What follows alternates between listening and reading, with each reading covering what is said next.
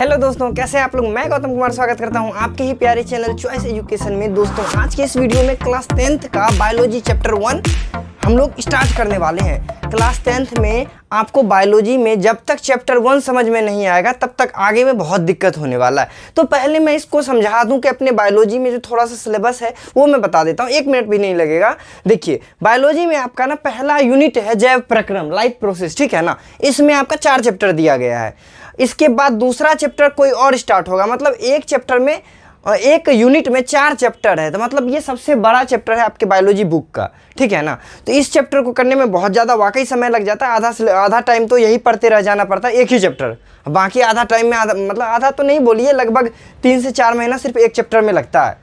एक चैप्टर मतलब एक यूनिट में लगता है पूरा जैव प्रक्रम में। अभी समझेंगे कि जैव प्रक्रम में हम लोगों को पढ़ना क्या क्या है। हाँ, तो क्यों पढ़े इस चैप्टर को, थोड़ा सा सर बता दीजिए पहले। आप जो जिंदा रह रहे हैं, जिंदा रहने के लिए तेरी कसम, एक मुलाकात जरूरी है सनम, वो सिर्फ गानों में होता है। एक्चुअल में जिंदा रहने के लिए ना मुलाकात की जरूरत नहीं है, जैव प्रक्रम की जरूरत है। इसको यहाँ पे समझने वाले। नेक्स्ट, इस चैप्टर में हम लोग खुद के बारे में भी जानेंगे। एक्चुअल में हम खाना कैसे खाते हैं, खाना खाते हैं तो हम लोगों का खाना कहाँ से होते हुए पचते हुए क्या से क्या होता है, मतलब खाना खाने के पूरे प्रोसेस को इसमें देखेंगे। और इसमें हम लोग और सीखेंगे क्या पेड़ पौधे जो खाना खाते हैं वो कैसे खाते हैं, पेड़ पौधे खाना बनाते कैसे हैं, उन सभी चीज़ों को बहुत ही डिटेल में पढ़ने वाले हैं इस चैप्टर में। तो दोस्तों, बिना टाइम को वेस्ट किए इस चैप्टर को स्टार्ट करते हैं।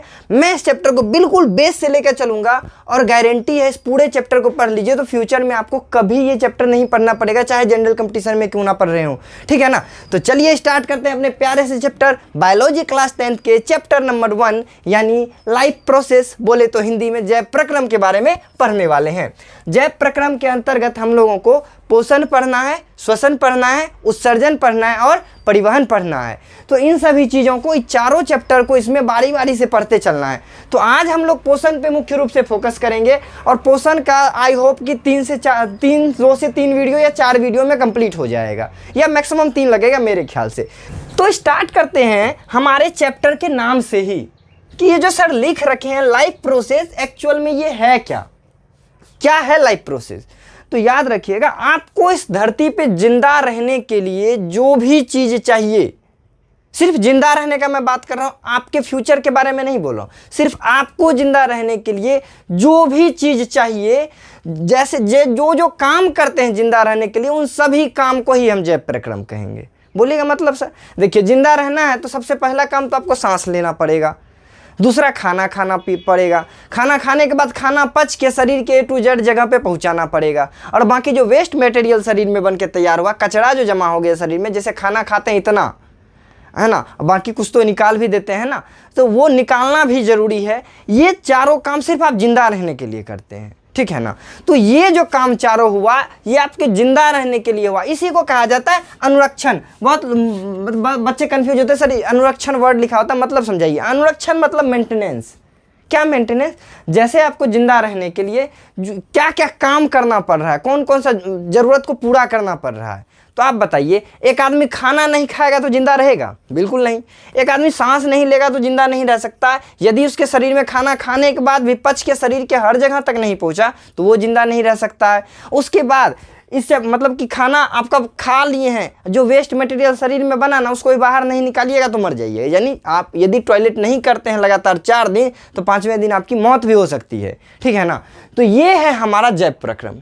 ये जो 4 काम करें, अब बात बताइए, जिंदा रहने के लिए बच्चा पैदा करना जरूरी है क्या? बिल्कुल नहीं है। तो यानी इसमें जनन को ऐड नहीं किया जाता है, बिल्कुल ही जनन को इसमें ऐड नहीं करेंगे। जैव प्रक्रम, जैव प्रक्रिया थोड़ा सा डिफरेंस है, हालांकि इंग्लिश तो एक ही हो जाता है।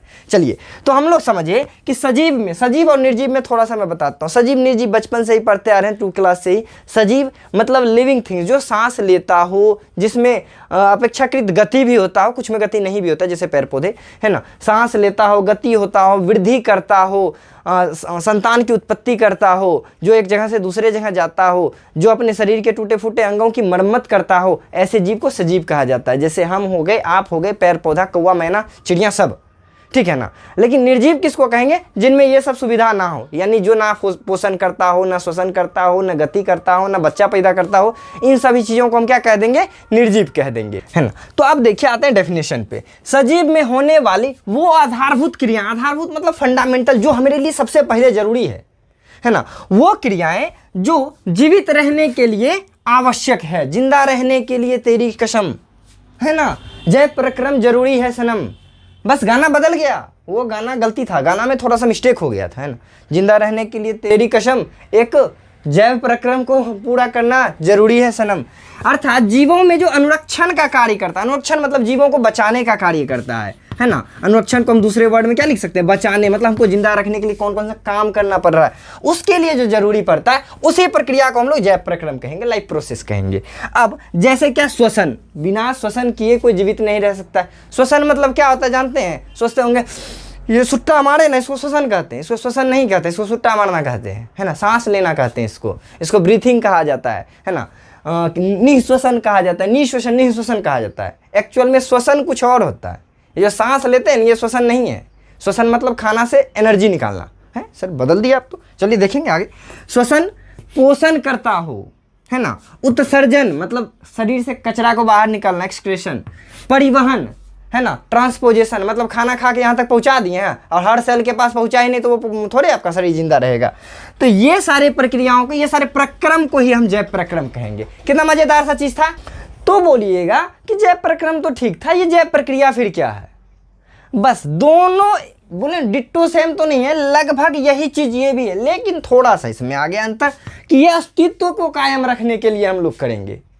जैव प्रक्रम खुद को जिंदा रखने के लिए करेंगे और जैव प्रक्रिया अस्तित्व, बोले अस्तित्व मतलब भी तो खुद को ही होता है ना। अस्तित्व मतलब हम अपने आप को बना के रख रहे हैं।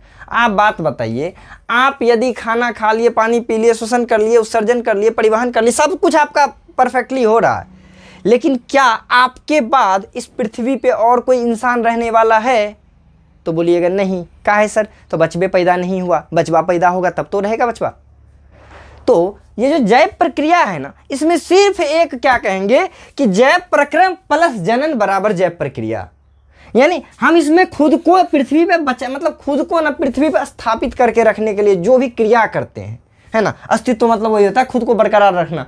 जैसे बोलेंगे हाँ तुम्हारे जीवन में मेरा कोई अस्तित्व नहीं, मतलब तुम्हारे जीवन में मेरा कोई योगदान नहीं, इसी को कहा जाता है अस्तित्व, समझे ना। अब बताइए जीवधारी का अस्तित्व कायम रखने के लिए हमको क्या क्या जरूरी है? पहले तो खुद को जिंदा रखना पड़ेगा, साथ ही साथ हमारे संतान को यहाँ पे छोड़ना पड़ेगा। अरे हमारा हो या आपका हो या पेड़ पौधा का हो, समझ रहे हैं सर? बोलिए सर अपने बचवा छोड़ने का बात कर रहे हैं, हम लोगों के बारे में कुछ बोलिए नहीं रहे। अरे बच्चा हो ना तुम लोग, नहीं सर आपसे भी बड़े हैं, कोई बात नहीं। यहाँ पे ध्यान से देखिए हम लोग क्या कह रहे हैं, अस्तित्व को कायम रखने के लिए जो भी करेंगे वो जैव प्रक्रिया हो जाएगा। जैसे क्या हो जाएगा? श्वसन हो जाएगा, पोषण हो जाएगा, उत्सर्जन हो जाएगा, परिवहन हो जाएगा, साथ ही साथ इसमें एक वर्ड जुड़ जाएगा जनन और नियंत्रण एवं समन्वय। नियंत्रण समन्वय से जानते हैं? अब बताइए पगलहवा आदमी जो होता है पगला, वो क्या मर जाता है? पगला आदमी क्या पागल रहने के बाद हम जिंदा नहीं रख सकते हैं? काहे नहीं रह सकते? तो बहुत इसमें लिखा जाता है नियंत्रण एवं समन्वय भी जरूरी है। तो जीवित रहने के लिए हमको नियंत्रण समन्वय की आवश्यकता नहीं होती है, लेकिन हाँ जैव प्रक्रिया के लिए नियंत्रण समन्वय आवश्यक है। बोलिएगा सर कैसे?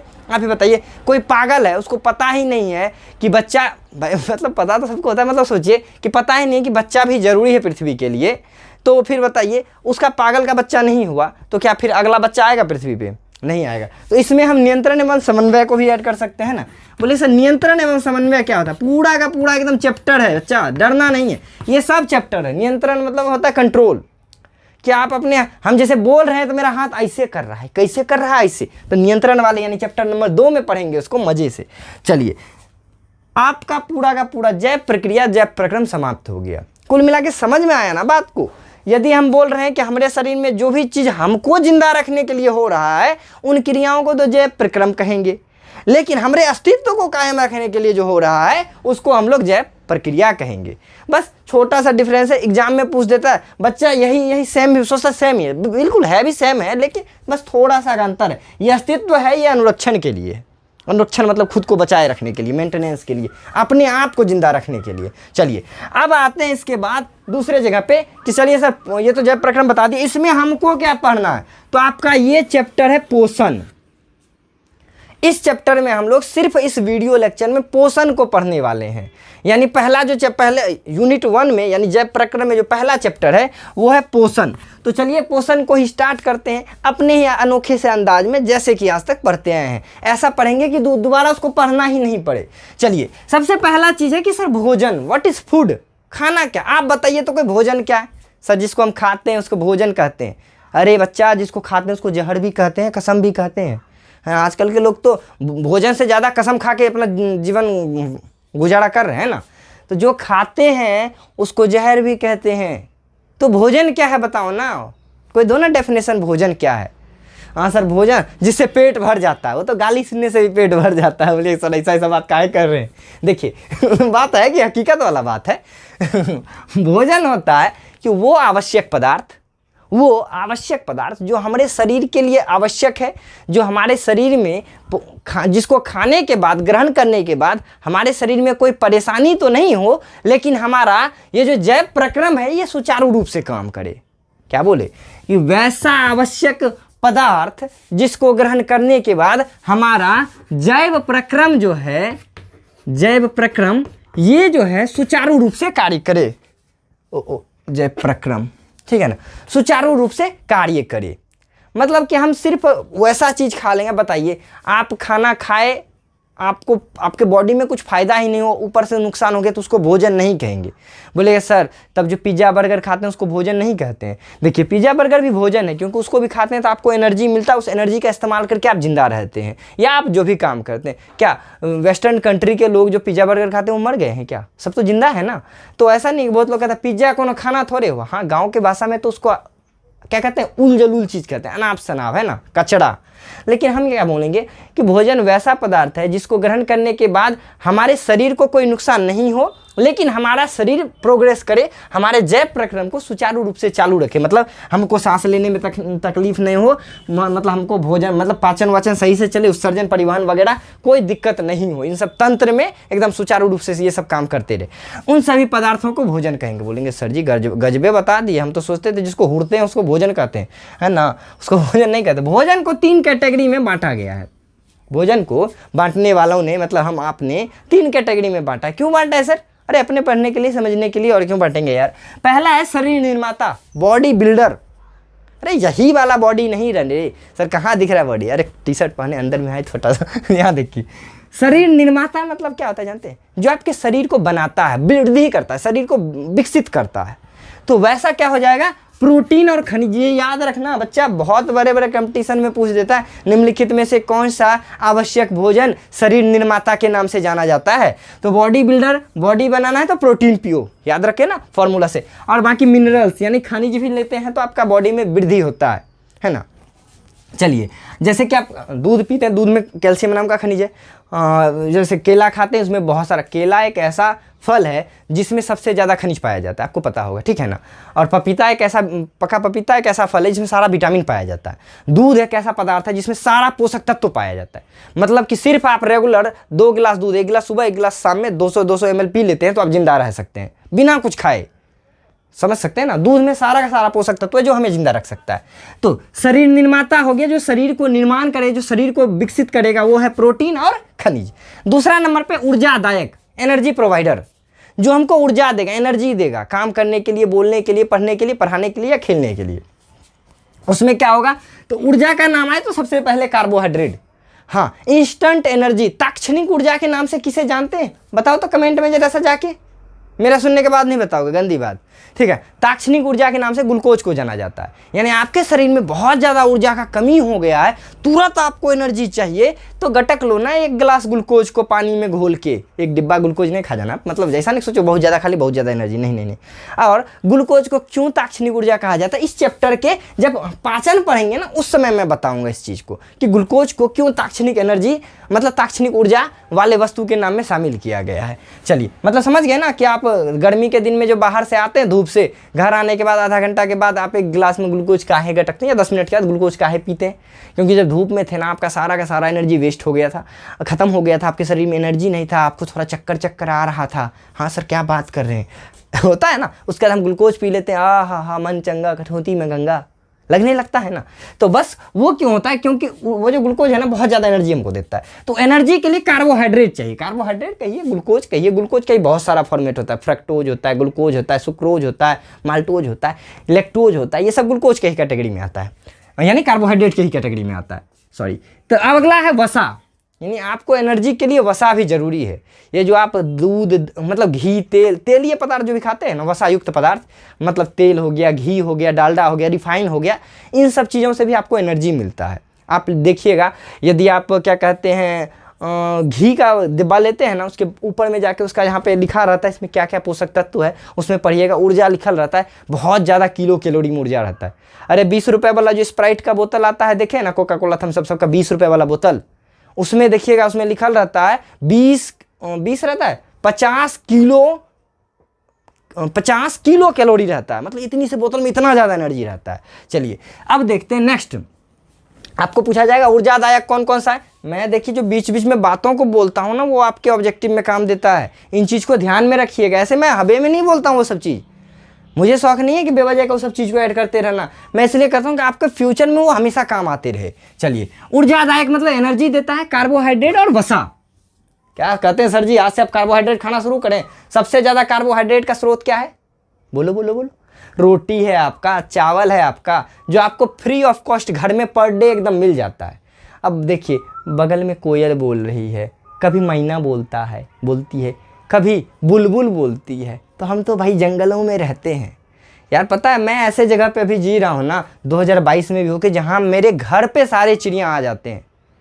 और आप कहीं अपने क्षेत्र में दिखा दीजिए, आपके घर पे सारे चिड़िया, मतलब घर में बहुत बड़ा एरिया है खाली है, मैंने खाली छोड़ रखा है उसको, उसमें तोता खोजो, कोयल खोजो। अभी देखो, सुनो आवाज़, सुना ना, फिर से बोलो ना रे, चुप हो गया अब, हाँ सुना ना। तो हर चिड़िया यहाँ पे मौजूद है, फायदा होता है ना उससे। चलिए अगला है विनियंत्रक। सर फायदा बताइए ना, बताएंगे ना, देखो तो मजा तो लो, पहले थोड़ा सा पढ़ाई भी, थोड़ा सा अपना भी काम का चाहिए। विनियंत्रक मतलब क्या होता है, जो आपको आपके शरीर में ना दिमाग को तेज करे, आपके बुद्धि विवेक को तेज करे, आपको सोचने की क्षमता का विकास करे, है ना, जिसमें तुम्हारा सबसे पहले विटामिन आ जाता है। यानी आपके शरीर में विटामिन का कमी होगा तो आप सोच कम पाओगे, जो सोच कम पाता है वो बीमार ज़्यादा रह सकता है। बोले सर सोचने में बीमारी का क्या ताजु, मतलब क्या रिलेशन है, ये तो बेकार सा बात बोल रहे हैं आप। सोचने पे बीमारी का बहुत बड़ा उपाय है। मैं आपको एक स्टोरी सुनाऊंगा, बहुत बड़ा स्टोरी आपने सुना होगा, कभी ना कभी मैं एक्स्ट्रा सुना दूंगा उसको।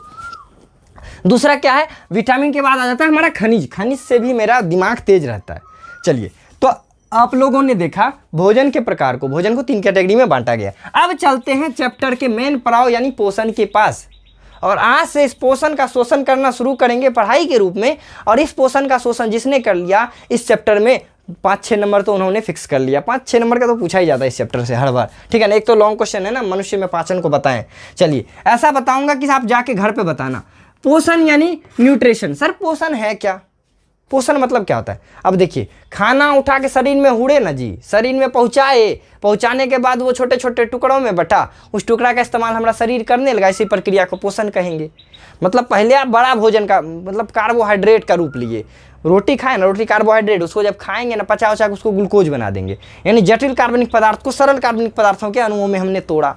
तो बस इसी प्रक्रिया को क्या कहेंगे हम लोग, पोषण कहेंगे। पोषण क्या है, तो पोषण एक बहुत ही जटिल प्रक्रम है, लंबा कॉम्प्लेक्स प्रोसेस है। बोलिए सर कैसे कॉम्प्लेक्स, खाना खाने में क्या कॉम्प्लेक्स है, मुंह में डाले अंदर चल गया, अरे बहुत कॉम्प्लेक्स है। अभी दिखाते हैं कितना कॉम्प्लेक्स, कितना जटिल है। तो क्या बोलेंगे, पोषण एक बहुत ही जटिल प्रक्रम है जो जिसमें जीव शरीर भोजन को ग्रहण करता है, उससे प्राप्त ऊर्जा से शरीर का मरम्मत करता है एवं अन्य जैविक क्रियाओं का संचालन कर सकता है। इस प्रक्रिया को ही हम लोग पोषण कहेंगे। पोषण क्या हुआ, मतलब खाना खाने के बाद उस खाना से जो एनर्जी मिल रहा है उस एनर्जी का इस्तेमाल करके हम अपना काम करें, या फिर हमारा जो टूटा फूटा अंग है अंदर में, मतलब टूटा फूटा अंग मतलब समझते हैं क्या, सेल डैमेज हो गया है, कहीं के सेल का रिपेयरिंग होना है, कोशिका विभाजन होना, उन सब चीज़ों में जो एनर्जी प्रोवाइड करेगा उस प्रक्रिया को पोषण कहेंगे। यानी बिना पोषण के कोई भी जीव जीवित नहीं रह सकता है। कुछ दिन तो जैसे कि हम लोग ऐसा जीव है कि 30 दिन बिना खाना खाए जीवित रह सकते हैं। 30 दिन तो नहीं, मैक्सिमम मतलब एक वर्ल्ड रिकॉर्ड बना था ना, 30 दिन जिंदा रह गया था बिना खाना के। अब बाकी वो जो काशी में, प्रयाग सब में जो साधु लोग रहते हैं, कहते हैं 6-6 महीना से ज़मीन के अंदर गथल था। तो भाई उसका तो मुझे नहीं पता क्या लॉजिक है, अब वो तो मोह माया है, अब पता नहीं उसका क्या माया है। यहाँ पे देखो माया, पोषण समझ गए ना। पोषण एक जटिल प्रक्रिया है जिसमें हम भोजन को ग्रहण करेंगे और उस भोजन से प्राप्त ऊर्जा से अपने शरीर का संचालन करेंगे और टूटे फूटे अंग का मरम्मत करेंगे, या हमारे शरीर में जो भी अन्य जैविक क्रियाएं होंगे उसको संचालन करेंगे। अन्य जैविक क्रियाएं मतलब समझ रहे हैं ना, कि आपके शरीर में हार्मोन्स का बनना, आपके शरीर के वृद्धि विकास का होना, ये अन्य जैविक क्रियाओं में आ गया। चलिए, पोषण तो हो गया। सर ये पोषण का कितना बच्चा है? तो यदि पोषण एक बप्पा है तो उसका 2 बच्चा है। क्या क्या है सर? पोषण के ना ये प्रकार हो गए, टाइप्स ऑफ न्यूट्रिशन। क्या को प्रकार है सर, जरा सा बताइए तो प्यार प्यार से। देखिए, पोषण का 2 ही प्रकार है, एक तो स्वपोषी पोषण होगा, एक परपोषी पोषण होगा। मैंने बोले तो एक ऑटोट्रॉफिक होगा, एक हेट्रोट्रॉफिक होगा। सर ऑटोट्रॉफिक किसको कहेंगे? ऑटो मतलब ऑटोमेटिक, मजाक कर रहे थे। स्व मतलब स्वयं, पोषी मतलब पोषण करना। वैसी अब देखिए, इसको मैं एक्सप्लेन करूंगा, बहुत ही बड़े लेवल पे एक्सप्लेन करने वाला हूं। फिलहाल तो यहाँ पे समझिए, यहाँ पे एग्जांपल लिख देते हैं, है ना। इन सब चीज़ों को बाद में अगले स्लाइड में करते हैं उसको। स्वपोषी पोषण किसको कहेंगे? इसका 2 डेफिनेशन दे सकते हैं। पहला डेफिनेशन क्या देंगे? स्वपोषी मतलब ये 2 वर्ड से बना है, एक स्व एक पोषी, यानी ऑटोट्रॉफिक वर्ड से मिलकर बना हुआ है। स्व मतलब होता है अपने आप, पोषण, पोषी मतलब होता है पोषण करना। वैसा जीव जो अपना पोषण स्वयं ही करता हो, अपना भोजन जो है स्वयं निर्मित करता हो, उसको किसी और के भोजन के लिए, किसी और चीज़ से भोजन की आवश्यकता नहीं होती। जैसे कभी आप पेड़ पौधा को बोले हैं, अरे पीपल का पेड़ इधर सुनो ना भाई, भूखा होगा, बड़ी दिन से तुम खाना नहीं खाया, लो ना 1 चम्मच खीर खा लो। कभी ऐसा करके देखे हो क्या? पीपरो बोलेगा, अरे भाई हैं ऑक्सीजन चाहिए होगा ज़्यादा, इसको बोरा में बांध के ले जाएगा, खीर खिलाने आया ससुर का नाती। हाँ सर, हमारे गाँव में एक त्यौहार होता है, उसमें पीपल के पेड़ को ना बहुत सारा चीज़ बना बना के खिलाया जाता है, पीपल को छोड़ देते। क्या आपने नीम के पेड़ को बोला है कि लो ना भैया थोड़ा सा खा लो? कभी नहीं सर। तो कभी सोचा है कि वो खाना कैसे खाते होंगे?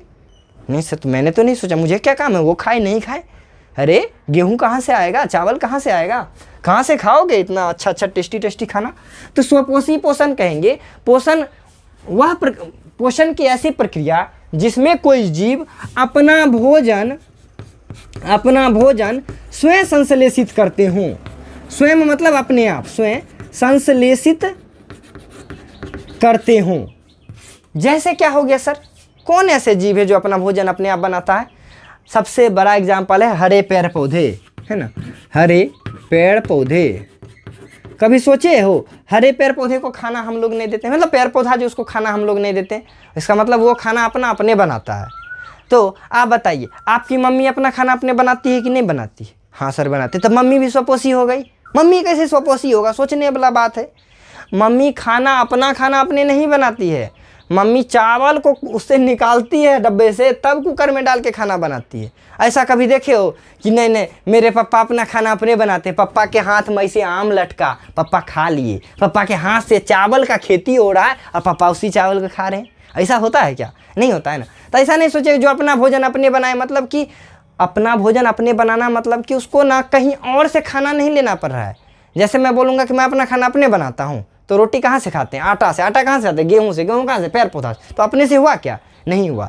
तो वैसा जीव जो अपना भोजन खुद ही संश्लेषित करता हो, कोई रोटी चावल आटा की आवश्यकता नहीं होती है, उसमें हमारा हरे पेड़ पौधे हो गए, कुछ बैक्टीरिया हैं, शैवाल है ना, वो भी ये स्वपोषी ही होते हैं। समझ गए ना। स्वपोषी पोषण में हरे पेड़ पौधे तो होंगे ही होंगे, कुछ जीवाणु होता है। कौन सा जीवाणु सर? आपने एक नाम सुना होगा, साइनोबैक्टीरिया, है ना, साइनो परिवार का जीवाणु, वो लोग भी प्रकाश संश्लेषण करते हैं। आपने हरित शैवाल का नाम सुना होगा ना, कि शैवाल को लोग पेड़ पौधे के कैटेगरी में शामिल करते हैं। तो शैवाल जो होता है ये भी प्रकाश संश्लेषी होते हैं।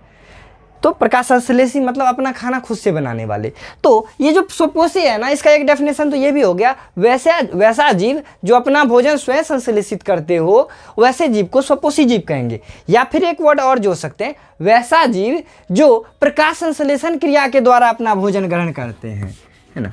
प्रकाश संश्लेषण, सॉरी तालब शो होगा, प्रकाश संश्लेषण क्रिया के द्वारा अपना भोजन ग्रहण करते हैं, वैसे जीव को भी हम लोग स्वपोषी जीव ही कहेंगे। जैसे ये सब ही हो गया, समझ रहे हैं ना।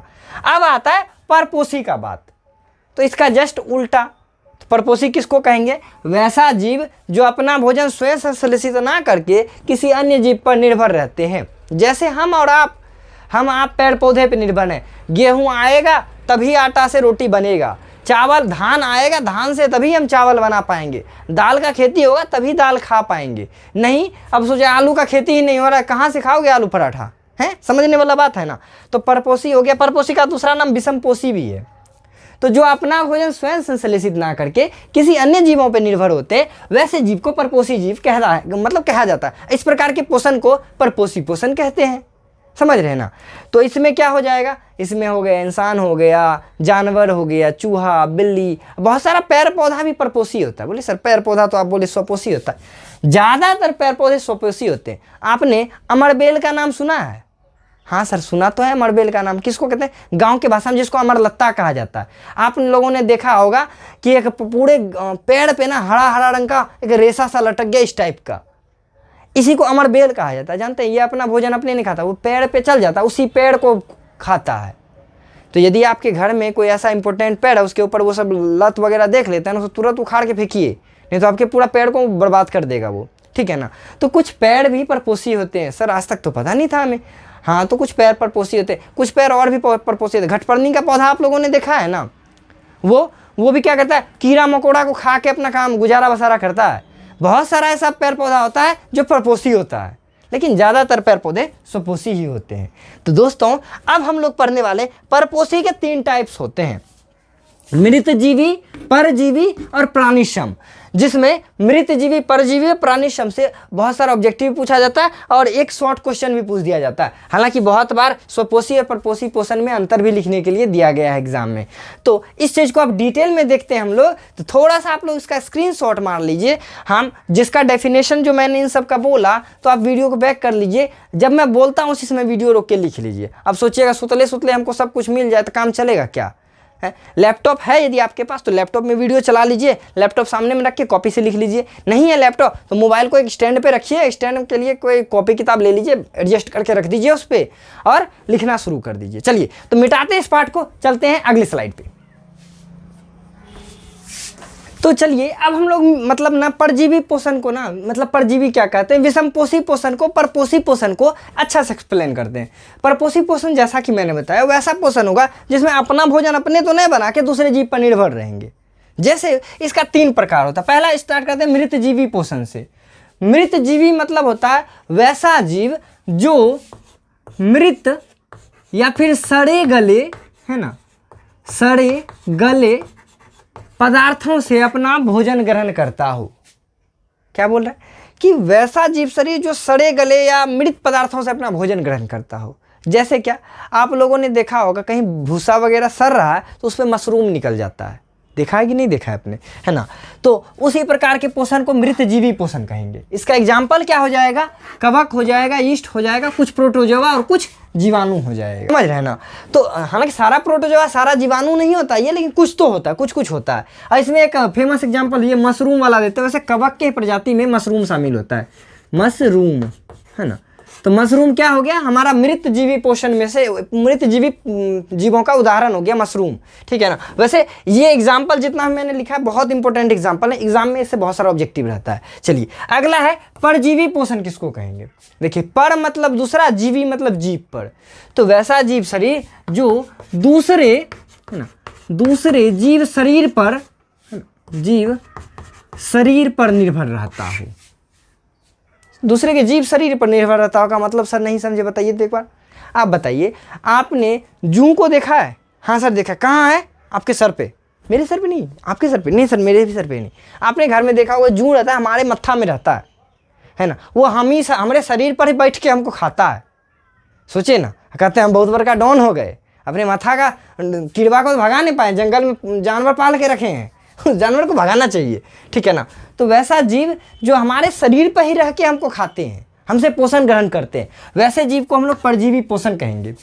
और जो जीव रहते हैं उसको पैरासाइट यानी परजीवी कहते हैं, और जिस शरीर पर रहते हैं ना उसको पोषी शरीर कहा जाता है। तो आपसे ये भी पूछा जा सकता है परजीवी और पोषी में क्या अंतर है? तो पोषी कहेंगे परपोषी पोषण के प्रक्रिया में जिस शरीर पर कोई जीव रह के अपना पोषण ग्रहण करता है उस शरीर को पोषी कहा जाता है, एवं जो पोषण ग्रहण करता है उसको परजीवी कहा जाता है। जैसे आपके पेट में जो जोंक रहता है, बचपन में देखा होगा आप लोगों ने, पेट से जोंक निकल रहा था बहुत समय पहले, अब तो शायद बहुत कम निकलता है, अब नहीं के बराबर निकलता, पहले बहुत निकलता था, ठीक है ना। पेट में ना जोंक हो जाता है, जोंक उसको नहीं कहा जाता है, उसको कृमि कहा जाता है। पेट में हो जाता था, वो क्या करता है हमारे शरीर के अंदर ही रह के हमको खाता है।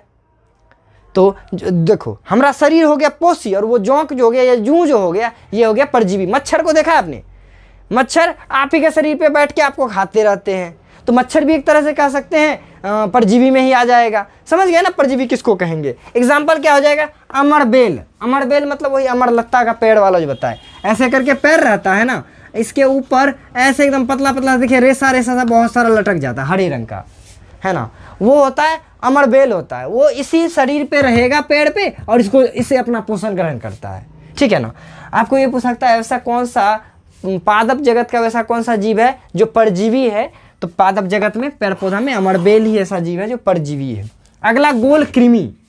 कृमि मतलब एक जोंक, मतलब कृमि टाइप। देखिए मैं पिक्चर दिखाता हूँ, ये देखिए ये जो पिक्चर है ना ये है कृमि का पिक्चर। ये गोल कृमि हो गया, ये फीता कृमि हो गया। गोल कृमि पाइप से सा होता है जो हमारे पेट में रहता है। फीता कृमि बहुत बच्चों के आंख से निकलता है, बचपन में देखे होंगे आप लोग, आंख से ना वो ठंडी के टाइम में कुछ कुछ निकलने लगता है, आंख एकदम पैक हो जाता है, खुलता भी नहीं है आंख पहले, अब बहुत कम होता है वो सब चीज़, है ना। तो वो जो होता है उसमें कृमि आ जाता है, फीता कृमि होता है वो चीज़। ये देखिए जैसे आंख में दिख रहा है आपको, ठीक है ना। तो ये हो गया फीता कृमि, गोल कृमि, समझ गए। अगला जोंक। जोंक कौन सा? वो जो केचुआ वाला, उसको जोंक नहीं कहता। जोंक होता है काला सा, इतनी सा होता है, शरीर में घुस जाता है। नदी वदी में कभी आप स्नान करने गए होंगे तो देखे होंगे, सुना होगा आप लोगों ने, जोंक चला गया, है ना। तो वो जो जोंक होता है, ये वाला जो पिक्चर देख रहे हैं, ये बहुत खतरनाक होता है, शरीर में घुस जाता है तब आपको खाता है। तो ये भी हो गया। जानवरों को बहुत परेशानी होता है, जो भैंस वगैरह या गाय वगैरह जो पानी वाले इलाके में रहते हैं उसके शरीर में घुस जाता है, एकदम चिपक जाता है, उससे खून चूसने लगता है। बहुत खतरनाक जीव होता है ये। मच्छर तो आप लोग पहचान ही अपना पुराना याद है। चलिए, एक दिन ना 4 मच्छर ना आगे मुझे उठा के ले जा रहे थे। मैंने बोला रुको रुको, अभी मैं बुलाता हूँ अपने सब्सक्राइबर्स को। भाग गया, आपका नाम सुनते भाग गया। हाँ सर क्या बात है। चलिए, प्राणी संपोषण किसको कहेंगे? प्राणी संपोषण मतलब प्राणी सम मतलब सब कोई। अब जो बच गया ना इन सब के बाद, वो सारा का सारा क्या हो जाएगा? हमारा प्राणी संपोषण में होगा। यानी वैसा पोषण जिसमें कोई जीव शरीर ठोस कार्बनिक पदार्थ से अपना भोजन ग्रहण करता हो। बोले सर ठोस कार्बनिक पदार्थ मतलब रोटी, चावल, दाल, इन सब चीज़ों से अपना भोजन ग्रहण करता हो। जैसे घास, घास भी ठोस कार्बनिक पदार्थ में आया। तो ये कौन हो गया? ये हम लोग हो गए। जैसे हम लोग, मनुष्य हो गया, है ना, गाय हो गई, अमरबेल, अमीबा हो गया, अमीबा भी ठोस कार्बनिक पदार्थ, अमीबा शैवाल या डाइटम सबका भोजन करता है। पैरामीशियम हो गया, मछली हो गया। अब जो समझ ही रहे हैं ना, जो बड़ा बड़ा खाना खाता है, जिसको आप देखते हैं खाना खाते हुए, वो सारा का सारा क्या हो जाएगा? हमारा प्राणी संपोषण हो जाएगा। तो हम लोग किस में आ जाएंगे? तो हम लोग प्राणी संपोषण में आएंगे। ये था परपोषी पोषण का। अब स्वपोषी पोषण पे आते हैं। सबसे पहला प्रकाश संश्लेषण प्रक्रिया पे पहुंचते हैं। तो सबसे पहले तो याद रखिएगा, ये एक प्रक्रिया है। किस चीज़ का प्रक्रिया है जानते हैं? ये एक प्रक्रिया है भोजन बनाने का। किसके भोजन बनाने का? तो पेड़ पौधे के भोजन बनाने के, है ना, भोजन बनाने के प्रक्रिया को ही हम लोग क्या कहते हैं? प्रकाश संश्लेषण कहते हैं। कैसे बनाता है? ध्यान से सुनिएगा। ये एक पेड़ है, नीचे पेड़ का जड़ है, तो जड़ से पेड़ पौधा क्या करेगा? जल का अवशोषण करेगा, है ना, H2O का। चलिए, किस प्रक्रिया द्वारा? परासरण प्रक्रिया द्वारा। परासरण 9th क्लास में मैंने बताया था, आपको याद होगा, है ना। परासरण प्रक्रिया द्वारा, ऑस्मोसिस प्रोसेस के द्वारा जल का अवशोषण हुआ जड़ से। चलिए, पानी तो मिल गया इसके पास। दूसरा, वायुमंडल से ना CO2 गैस लेगा, ठीक है, 2 चीज मिला। सूर्य से सूर्य प्रकाश लेगा, है ना, सूर्य प्रकाश, सनलाइट, 3 चीज मिल गया। और पत्ती में जो क्लोरोफिल है, ये हुआ हमारा पत्ती। तो पत्तियों में जो उपस्थित क्लोरोफिल है, इन सब से ये अपना भोजन बनाते हैं। कैसे बनाते हैं? यहाँ देखिए, कार्बन डाइऑक्साइड मिल गया, यही अच्छी बात है। जल मिल गया, अच्छी बात है। इसको सूर्य प्रकाश मिल गया, सूर्य प्रकाश, ठीक है, और क्लोरोफिल मिल गया, और इन सब से ये ग्लूकोज बनाता है फाइनली, C6H12 O6, प्लस में ऑक्सीजन गैस निकलता है, प्लस में ऊर्जा मुक्त होता है। अब बाकी केमिस्ट्री का पहला चैप्टर मैंने बता ही रखा है, तो इसको आप बैलेंस कर लो ना। यहाँ 6 लगाओ, 6 लगाओ, 6, यहाँ पे 12 लगेगा, 6 ही लगेगा, ठीक है ना। तो ये आपका हो जाएगा बैलेंस। तो हमने क्या देखा, यहाँ फाइनली ग्लूकोज बनाया। तो कोई भी जीव पोषण करने के बाद ना ग्लूकोज का ही निर्माण करता है। तो अभी हम लोग अपना बॉडी पे जब आएंगे तो वहाँ भी देखिएगा ग्लूकोजे बनाएंगे। तो हरे पेड़ पौधे, ये कैसे पेड़ पौधे हैं, यहाँ लिख देता हूँ मैं, हरा हूँ, है ना, हरे पेड़ पौधे, ठीक है ना।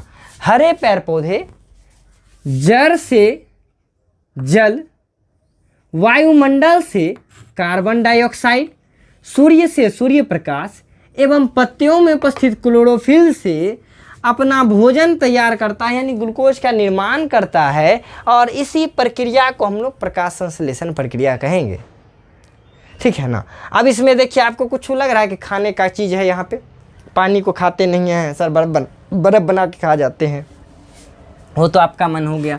सूर्य को तो नहीं खा सकते हैं, हनुमान जी खाने के लिए गए थे, एक बार देखे थे ना, कितना बड़ा कांड हो गया था। वायुमंडल से कार्बन डाइऑक्साइड, पत्तियों से क्लोरोफिल। अब इसका फंक्शन अलग अलग, पत्तियों में क्या फंक्शन होगा, जड़ में क्या फंक्शन होगा, यहाँ का क्या फंक्शन होगा, बहुत अच्छे से पढ़ेंगे।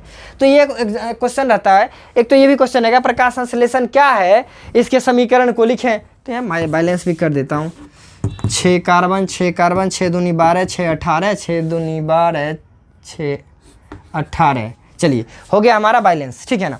तो बैलेंस हो गया। कहता है प्रकाश संश्लेषण क्या है, इसके समीकरण को लिखें। तो प्रकाश संश्लेषण बता दीजिएगा, हरे पेड़ पौधों के द्वारा जल से जल के अवशोषण के बाद सूर्य से सूर्य प्रकाश, वायुमंडल से कार्बन डाइऑक्साइड एवं पत्तियों में उपस्थित क्लोरोफिल के कारण ग्लूकोज का निर्माण ही प्रकाश संश्लेषण कहलाता है। उसके नीचे समीकरण बना के ये पिक्चर बना दीजिएगा। पिक्चर बायोलॉजी में मस्ट नीडेड, एकदम में ज़रूरी है।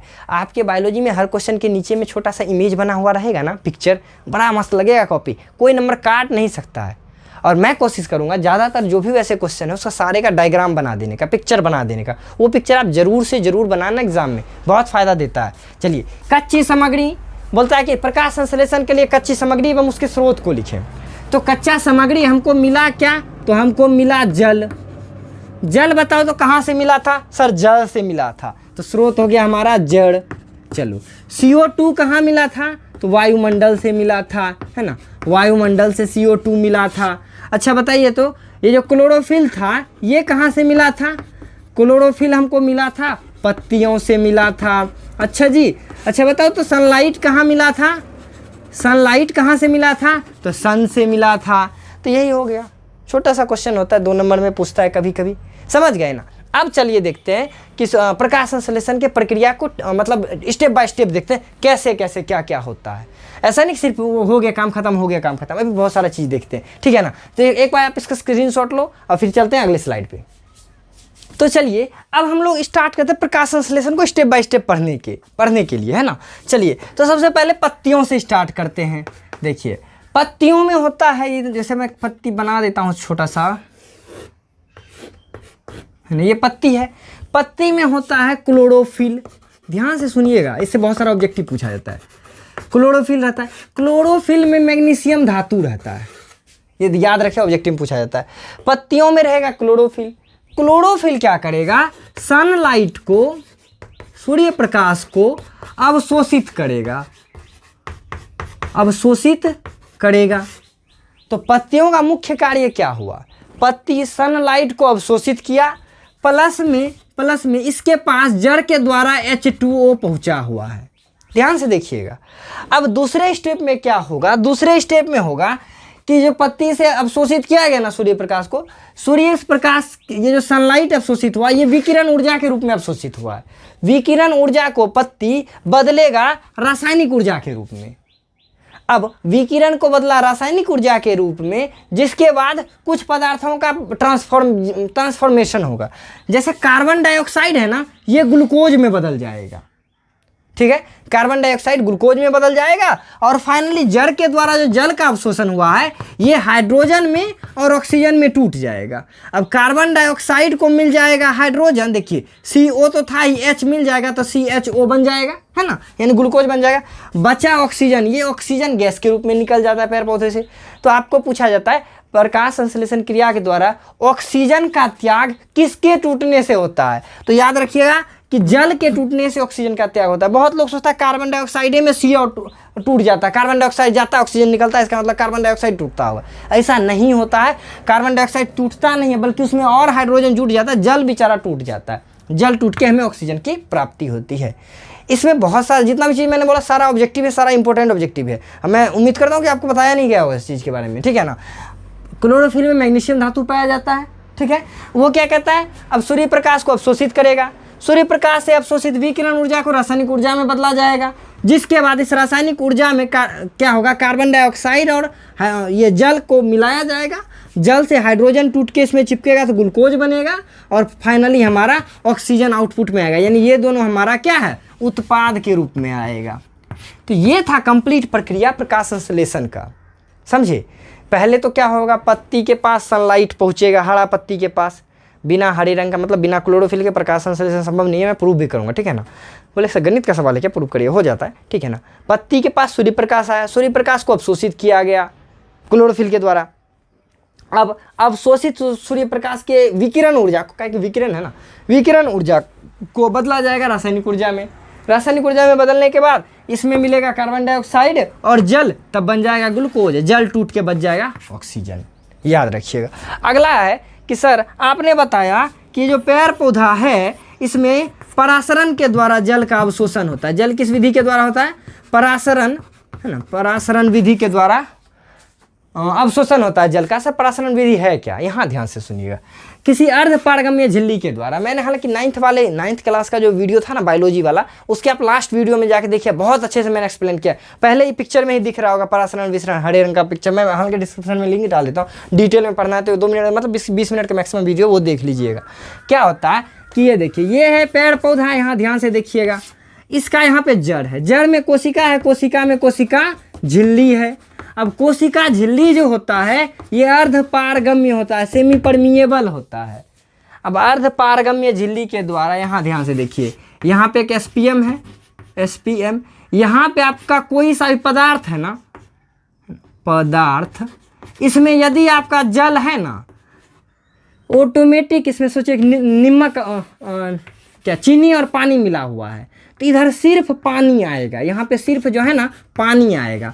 तो इसी प्रक्रिया को हम लोग परासरण कहते हैं।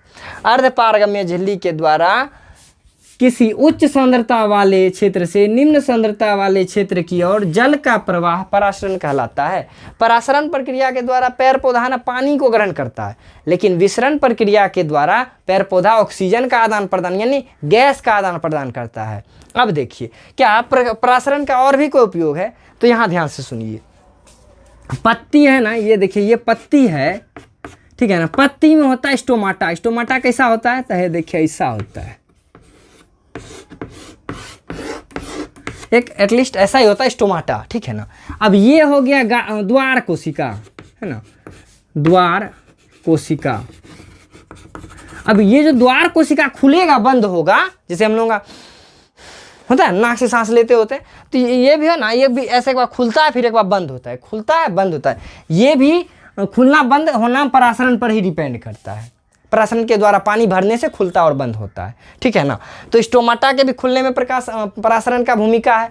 परासरण का एक और भूमिका है, हमारे पेड़ पौधे में जल को जो अवशोषित करता है, जाइलम के द्वारा पूरे शरीर में जल पहुंचाने में परासरण का उपयोग है, ठीक है ना। आप परासरण वाला वीडियो उसमें देख लीजिए, बहुत वेल एक्सप्लेन किया गया, ये जहाँ पे ज़्यादा लंबा हो जाएगा उसको लाएंगे। तो अगला है वाष्पोत्सर्जन। क्या ये ऑब्जेक्ट, ये 2 नंबर में पूछा था शॉर्ट क्वेश्चन में। देखिए क्या होता है, आपने कभी देखा बाढ़ के समय में पेड़ पौधा गल क्यों जाता है, आपने कभी सोचा इस चीज़ को? हाँ सर सोचा तो है, पर आंसर नहीं मिला मुझे, मैं बताता हूँ आंसर।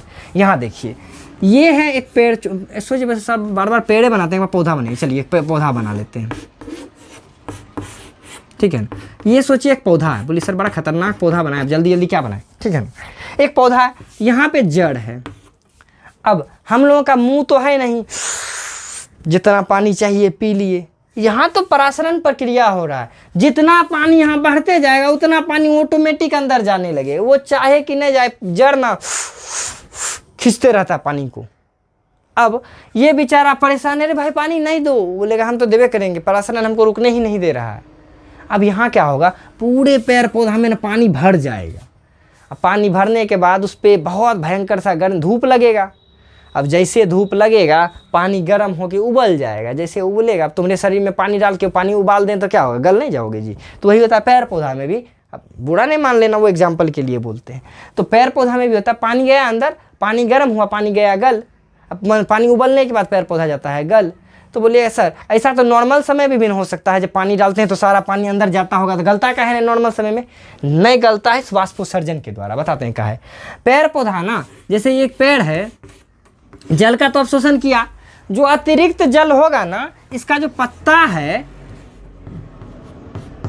ये जो पत्ता है, अतिरिक्त जल को ना वाष्प के रूप में निकाल देता है विसरण प्रक्रिया के द्वारा, परासरण नहीं, विसरण प्रक्रिया के द्वारा। ठीक है ना। क्या हुआ, पेड़ पौधे ने जल, अतिरिक्त जल का जो अवशोषण कर लिया था, उसे विसरण प्रक्रिया के द्वारा अतिरिक्त जल को वाष्प के रूप में वायुमंडल से बाहर निकाल दिया जाता है। इसी प्रक्रिया को वाष्पोत्सर्जन कहते हैं। यानी वाष्पोत्सर्जन जो बना हुआ है ना, दो वर्ड से मिला है, वाष्प प्लस में उत्सर्जन, उत्सर्जन। तो वाष्प और उत्सर्जन के मिलने से वाष्पोत्सर्जन बनता है। कैसे लिखिएगा डेफिनेशन इसका, लिखिएगा हरे पेड़ पौधों के द्वारा या पेड़ पौधों के द्वारा अवशोषित अतिरिक्त जल की मात्रा को पत्तियों के द्वारा वायुमंडल में वाष्प के रूप में निकाल देने की प्रक्रिया वाष्पोत्सर्जन कहलाती है। वाष्पोत्सर्जन से ही पेड़ पौधे में तापमान का संतुलन हो पाता है। ठीक है ना। उसके नीचे एक छोटा सा पिक्चर ऐसे करके बना दीजिएगा। ठीक है ना, ऐसे करके एक पिक्चर बना दीजिएगा। चलिए, ये आपका वाष्पोत्सर्जन भी खत्म हो गया। अब देखते हैं पेड़ पौधे में गैस का आदान प्रदान कैसे होता है। तो इसको लेते हैं थोड़ा सा मिटा, मार दो स्क्रीनशॉट। तो बस लास्ट अब कुछ क्वेश्चन बच गया, इसके बाद नेक्स्ट वीडियो में करने वाले। मुझे पता है वीडियो लंबा हो रहा है। चलिए, अब बच गया है पौधों में O2 एवं CO2 का कैसे परिवहन होता है। बहुत बार क्वेश्चन पूछा गया, ध्यान से सुनिएगा। आपको इस तरह से भी पूछ सकता है, पेड़ पौधों के द्वारा O2 और CO2 को कैसे संतुलित किया जाता है, कैसे प्रदूषण को भगाने में पेड़ पौधा मदद करता है। इस टाइप से क्वेश्चन पूछा जा सकता है। देखिए, ये है पेड़ पौधा का पत्ती। पेड़ पौधा के पत्तियों में छोटे छोटे छेद होते हैं, जिसे स्टोमाटा कहा जाता है या हिंदी में रंध्र कहा जाता है। अब इस रंध्र का फोटो यहाँ है। इसमें क्या होगा, कार्बन डाइऑक्साइड जाएगा और प्रकाश संश्लेषण क्रिया के बाद ऑक्सीजन वापस आएगा। इसलिए ये कार्बन डाइऑक्साइड को ग्रहण करेगा, ऑक्सीजन छोड़ेगा, कार्बन डाइऑक्साइड लेगा, ऑक्सीजन छोड़ेगा। इससे क्या होगा, हमारा कार्बन डाइऑक्साइड ऑक्सीजन का संतुलन बना रहेगा। तो इस प्रकार से पेड़ पौधों में कार्बन डाइऑक्साइड एवं किसका, ऑक्सीजन का आदान प्रदान होता है। प्रक्रिया क्या है, तो विसरण प्रक्रिया के द्वारा ये होता है। तो आपको पूछा जाएगा कि पेड़ पौधों में CO2 O2 का परिवहन कैसे होगा, तो बोलिएगा हरे पेड़ पौधों के पत्तियों में छोटे छोटे छेद होते हैं, जिसे स्टोमाटा कहा जाता है। स्टोमाटा में विसरण प्रक्रिया के द्वारा कार्बन डाइऑक्साइड का अवशोषण होता है एवं प्रकाश संश्लेषण के बाद बने ऑक्सीजन को पेड़ पौधा की स्टोमाटा के द्वारा छोड़ दिया जाता है। इस प्रकार हरे पेड़ पौधे वायुमंडल में ऑक्सीजन एवं कार्बन डाइऑक्साइड की मात्रा को भी संतुलित करते हैं और अपने प्रकाश संश्लेषण को भी संपन्न करते हैं। अगला क्वेश्चन है कि पेड़ पौधों का सर अपना जीने के लिए भोजन बनाया, हाँ पूछा जाता है। पेड़ पौधे में भोजन को जो बनता है, भोजन किस रूप में बनता है, तो स्टार्च के रूप में। संश्लेषित किस रूप में होता मतलब संश्लेषित किस रूप में होता है, तो वो सुक्रोज के रूप में होता है। ठीक है ना। चलिए, अब यहाँ देखिए, पेड़ पौधों के शरीर के रचना के लिए, मतलब पेड़ पौधा शरीर बनने के लिए, वृद्धि के लिए क्या करेगा, एनर्जी के लिए तो उसको मिल गया, वृद्धि के लिए क्या करता है, कहाँ से उसको कच्चा पदार्थ मिलता है, तो पेड़ पौधा में पाया जाता है जड़ रहता है मिट्टी में। मिट्टी से खनिज पदार्थ जैसे नाइट्रोजन, फास्फोरस, लोहा, मैग्नीशियम का अवशोषण किया जाता है। अवशोषण को जलीय घोल के रूप में जाइलम के द्वारा पत्तियों तक पहुंचा दिया जाता है। पत्तियों से प्रकाश संश्लेषण क्रिया के बाद पेड़ पौधों में अलग अलग पदार्थों का निर्माण किया जाता है, जैसे नाइट्रोजन ग्रहण करके उसको प्रोटीन में बदल दिया जाता है। तो इस प्रकार से पेड़ पौधों के शरीर के निर्माण के लिए कच्चे पदार्थ का अवशोषण जड़ के द्वारा होता है। जड़ से जल तथा खनिज लवण को लेता है। जाइलम वाहिका के द्वारा जलीय घोल के माध्यम से ये सब पदार्थ ऊपर पहुंचते हैं। तो ये भी क्वेश्चन खत्म।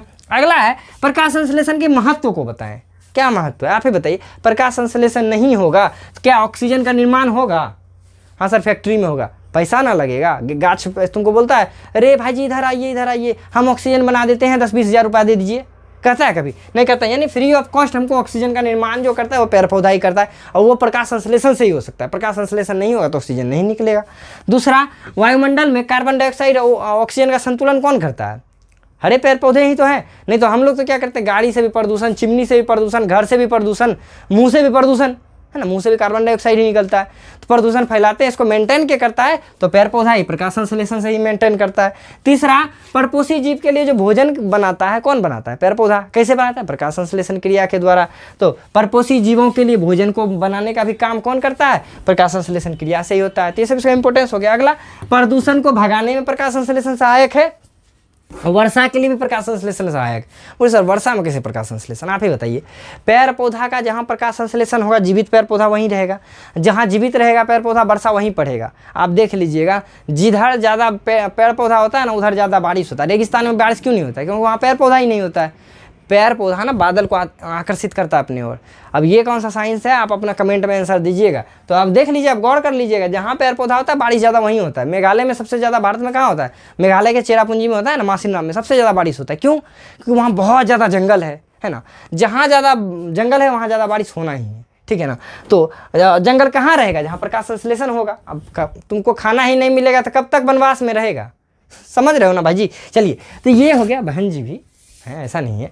ये हो गया हमारा पूरा का पूरा, इससे ना संबंधित सारा चीज़ मैंने ख़त्म कर दिया है। अब नेक्स्ट जो पार्ट आएगा उसमें हम लोग, अरे रुको तो, अभी कहाँ, अरे रुको, कुछ तो बता रहे हैं आपके लिए। हाँ, ये जो नेक्स्ट पार्ट आएगा उसमें हम सिद्ध करना सिखाएंगे कि प्रकाश संश्लेषण के लिए CO2 क्यों आवश्यक है, क्लोरोफिल क्यों आवश्यक है, ऑक्सीजन क्यों निकलता है, ये प्रूफ करेंगे हम लोग। और ये प्रूफ आपके प्रैक्टिकल में पूछा जाता है, जिसके बदले में आपको 20 नंबर दिया जाता है। तो उसके लिए भी तैयार रहना है। और हाँ, यदि वीडियो पसंद आया, मज़ा आया, चीज़ों को आपने सीखा, तो अपने 2-4 दोस्तों को तो ज़रूर शेयर करें। कम से कम व्हाट्सएप के स्टेटस पे तो लगाओ यार अपने दोस्तों के लिए। चलिए, तो नए हो तो चैनल को भी सब्सक्राइब कर लो। ऐसे ही मज़ेदार वीडियो प्लेलिस्ट में भरे हुए हैं, सारा आपके चैप्टर का जितना भी मैंने करा रखा है अभी तक में। तो उसको जाओ देखो और फैलाओ इस वीडियो को इतना कि, समझ ही रहे हो ना, दोस्तों को आपको पता चलना चाहिए कि इस तरह से भी बताया जा सकता है इस चीज़ को। मज़ा आया ना? तो आप ही बताइए, जिंदा रहने के लिए तेरी कसम क्या ज़रूरी है, बताना कमेंट में। मिलते हैं नेक्स्ट वीडियो में, तब तक के लिए bye bye and take care.